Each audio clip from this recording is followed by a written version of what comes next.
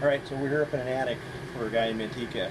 We're going to do a system performance check on the system that we just installed. It's probably one of the prettiest attics we've ever been in a while. I can stand around and touch everything. So there's a lot of room on this. We have a great big platform to work off of. Everything's beautiful on this one, but we're going to go ahead and do a system performance. Right now we're doing a combustion appliance safety test on it. We're doing our CAS test. We're checking for carbon monoxide, and then it's working properly. So we're going to head and check this out, and I'll show you what the unit looks like right now. So as you can see, our ductwork are nice and sealed tight. Our duct test was down to 5.7%. We added a couple extra ducts, actually enlarged a couple of ducts, didn't add them. This is a real nice system. So we've got to run it for 5 minutes. Return air is real nice. We've got a nice little meaty air cleaner on the end of this. So the customer changed filters on that very easily. Nice size return. We have 2 returns on the system. We added a second return, made it larger. We actually took it over to what is a crossover duct, but we're just going to use it as the media. It goes through the media filter, so that it doesn't need a filter. And a nice 20-inch duct going for the return. Ultra low NOx furnace, not really my favorites, but hey, what it is what it is. Let's take a look and see what we're doing on the turn the light off. See what we're getting on it. So we're running at 3 parts undiluted and 1 parts regular CO. So this is running pretty clean. We're almost to the 5-minute point. I'm going to go ahead and use my little line splitter, the shop-made line splitter. We check the efficiency on the furnace. We'll plug it in right here. I'll show all that, and then we'll give you guys a good show you how to take the test, take all the readings. So just waiting for this to do its combustion appliance safety test. So whenever we're doing a performance test, you need to get airflow. So we went and measured airflow in the house, and we were getting 1630 CFM. So we're going to plug that in to our calculation, and it'll tell us how many BTUs we got. And we've also got probes sitting everywhere. So there's 2 types. There's delivered and there's produced. Right now I'm measuring the produced, and I'll also measure the delivered. Delivered, I'll go out to registers and see how much air is actually getting into the house, how much cooling we're getting out of it. On the produced, I'm going to measure the BTUs that's coming out of the unit right where it comes out. And so let me refresh this real quick. So we were getting, I just stuck my probes back in, but I was getting, we're getting 39,000 BTUs out of it, which we were actually getting 40,000 at one point, over 40,000. This is a 3.5 ton, so that's perfect.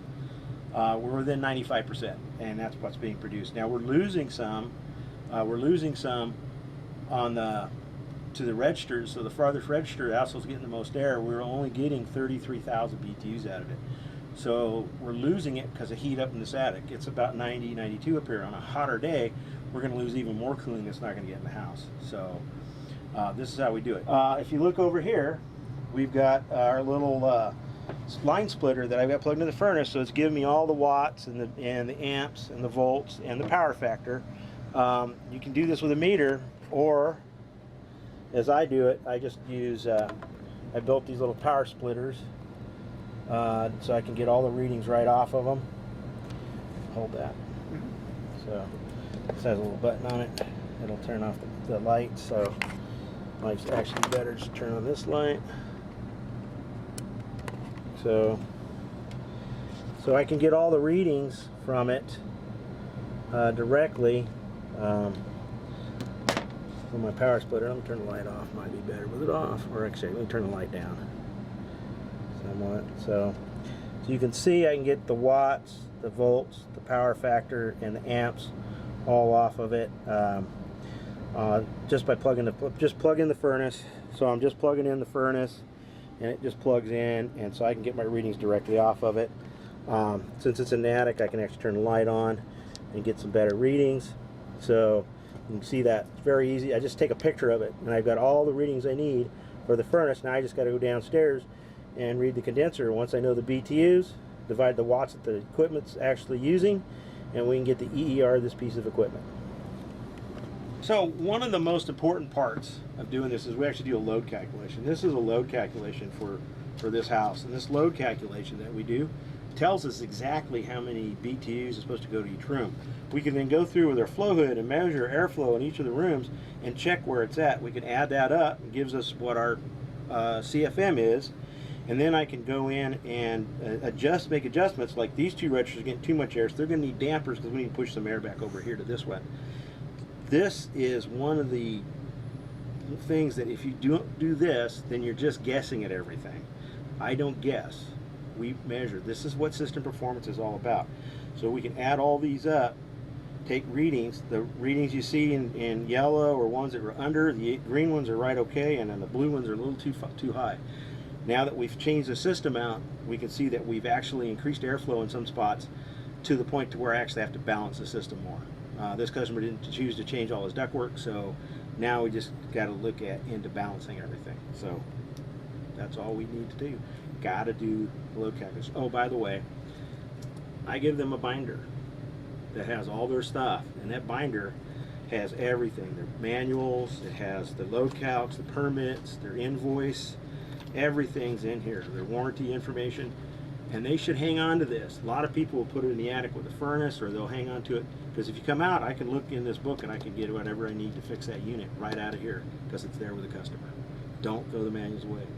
All right, good job. So what Alex is doing right now is he's taking our readings. We're getting our volts, we're going to do amps and power factor. So we do each leg, L1 and L2, he'll flip it over. So we do volts first. I'm going to do power factor. Let's see. So volts first. Move your arm this way. Yeah. Oh, okay. So volts first. Then we're going to do power factor. It takes a second for it to read. So 0.85 for the power factor. The volts was running at 122.1, and our amps are running at 10.2. Okay. And we just flip it over to the next one. No. So yeah, there you go. So again, our volts are at 122 even. Our power factor is running at 0.85 again, and our amps are running at 10.7, 10.6. Okay, we're good. And we got all our readings.